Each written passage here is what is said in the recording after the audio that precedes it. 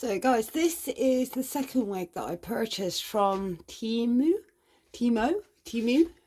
And again, I cannot believe the quality that the hair is. I've literally just washed this and not even any special shampoo or anything. And look, my hands are just literally going through it. I'm really quite impressed with how this has turned out. You can see it's completely retained its shape, the curls, and I've got to show you this, just 1 minute. See, the swing on it is just absolutely amazing. So after washing the wig, this is the amount of hair that came out the wig. And I've got to be honest, that is pretty impressive.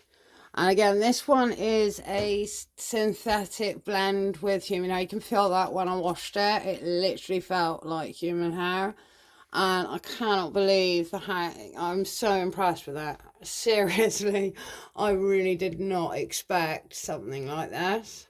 So, as I said, I've got the link and all the information on my site, on my study page. So if you want to pop over and have a look. But yeah, guys, I'm pretty impressed with that. Looking at it hanging there, it looks like real hair. I'm really happy with it. We'll see how it dries.